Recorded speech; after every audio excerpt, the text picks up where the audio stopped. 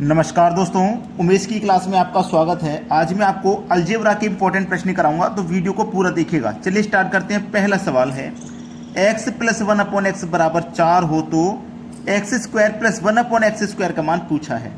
देखो, सबसे ज़रूरी बात यह है कि या तो यहाँ पे पावर 2 दिया जाएगा या फिर 3 भी दिया जा सकता है। 4 और 5 सबको करने का तरीका भी बदल जाएगा। और दूसरी बात इंपॉर्टेंट ये है कि जब देखो यहाँ पे भी प्लस का साइन है, यहाँ पे भी प्लस का साइन है, दोनों जगह प्लस रहेगा तो क्या करते हैं अलजेब्रा में, याद रखना प्लस और प्लस क्या होता है माइनस। वैसे आप और मैं भी जानता हूं कि प्लस प्लस प्लस होता है, लेकिन अलजेब्रा में उल्टा होता है। अगर दोनों जगह प्लस रहेगा तो इसका मतलब आपको माइनस करना है, और यदि दोनों जगह माइनस रहेगा तो इसका मतलब आपको प्लस करना है। एक जगह प्लस रहेगा दूसरी जगह माइनस रहेगा तो भी आपको प्लस करना है। एक जगह माइनस रहेगा दूसरी जगह प्लस रहेगा तो भी आपको प्लस करना है। ये साइन याद रखना। तो आपको याद रखना भी आसान है, जब दोनों जगह पे प्लस होगा, यहां भी प्लस यहां भी प्लस, तब ही माइनस करना है, वरना तीनों जगह पे देखो प्लस ही करना है। तो याद रखना भी इसको आसान है। तो यहां पे दोनों जगह प्लस है तो यहां पे हम माइनस करेंगे। तो क्या करते हैं, ये जो संख्या हमारी k का मान, इसकी पावर 2 कर दो। जब पावर 2 में पूछा जाएगा तब की बात, जब पावर 2 रहेगी तो पावर 2 करना है, और प्लस प्लस है तो क्या करना है, माइनस करना है। कितना, 2 को ही माइनस कर देंगे। तो देखो 4 की पावर 2 का मान 16, माइनस कर दो 2, आंसर आ जाएगा 14। ये आपके सवाल का हो जाएगा बिल्कुल सही जवाब। अब देखते हैं अगला सवाल। अगला सवाल यहाँ पे स्क्रीन पे लिखा हुआ है x माइनस 1/x बराबर 4 हो तो x square plus 1/x square का मान क्या होगा। देखिएगा, एक जगह माइनस है दूसरी जगह प्लस, एक जगह माइनस दूसरी जगह प्लस, तो आपको प्लस करना है। तो ये वाली संख्या आपको लेनी है 4। जब पावर 2 में पूछा जाएगा तो पावर 2 करेंगे, ठीक है। एक जगह माइनस एक जगह प्लस है तो क्या करना है, आपको प्लस करना है। क्या करना है, 2 करना है। 4 की पावर 2 का मान 16, प्लस उसमें आप 2 कर दोगे, आंसर हो जाएगा 18। उम्मीद करता हूं कि कॉन्सेप्ट आपको अच्छे तरीके से समझ में आ रहा है। अब देखते हैं अगला सवाल। अगला प्रश्न है x प्लस 1/x बराबर 2 हो तो x की पावर 3 प्लस 1/x की पावर 3 का मान क्या होगा। देखिएगा, मैं आपको एक सबसे सरल तरीका बताऊंगा यहाँ पे, ठीक है। पहले जो कॉन्सेप्ट है वो कॉन्सेप्ट समझ लीजिए। यहाँ पे देखो 2 पावर नहीं है, इस बार 3 है। तो पावर जब 3 होती है तो क्या करते हैं, इस वाली संख्या को तो आप लिखेंगे। अगर पावर 2 होती है तो पावर 2 कर देते, ठीक है, या तो प्लस 2 करते या माइनस 2 करते, क्योंकि इस साइन के अनुसार। अब दोनों जगह प्लस है तो माइनस करना होगा, इतना तो कन्फर्म है। लेकिन जब पावर 3 है तो क्या करते हैं, पावर 3 करते हैं इस संख्या की, ठीक है, और इसका इस संख्या से मल्टीप्लाई करके यहाँ पे लिख देते हैं। तो 3 का मल्टीप्लाई 2 से करोगे 6 आ जाएगा। क्या करना है, फिर से बता देता हूँ कि इस वाली संख्या को लिखेंगे, पावर 3 है तो पावर 3 करेंगे, और प्लस या माइनस क्या करना है, इस 3 का इस संख्या से गुना, जो कि 6 आ जाएगा। तो 2 की पावर 3 का मान 8 होगा, और माइनस कर देंगे 6, तो आंसर होगा 2। ठीक है, कंसेप्ट बिल्कुल क्लियर है, किसी को कोई समस्या नहीं। अब दूसरा तरीका क्या है कि जब भी कभी आपको यहाँ 2 दिया जाए, कभी भी आपको यहाँ 2 दिया जाए, तो कोई दूसरा फॉर्मूला या कॉन्सेप्ट लगाने की जरूरत नहीं है। जब भी यहाँ 2 दिया जाए तो आपको हमेशा x इक्वल टू 1 मान लेना है। जब आप x इक्वल टू 1 मान लेंगे तो आंसर आ जाएगा। x की जगह 1 रख दो, 1 की पावर कितनी भी हो 1 ही मान रहेगा, प्लस लिखो, ये 1 लिखो, बटे में क्या है, x की जगह 1 लिखो, 1 प्लस 1 इक्वल टू आंसर 2 आ गया, और यहाँ पे भी आंसर 2 आया था।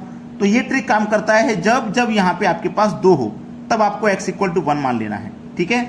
चलिए नीचे एक और क्वेश्चन है, ये वाली संख्या तो आपको लिख लेनी है।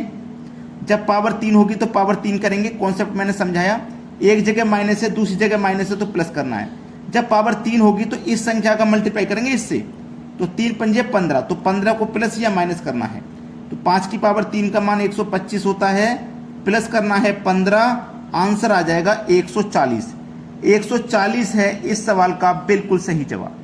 अब देखेंगे अगला प्रश्न। अगला प्रश्न है x प्लस 1/x बराबर 3 हो तो x की पावर 4 प्लस 1/x की पावर 4 का मान क्या। इसको समझना जरूरी है।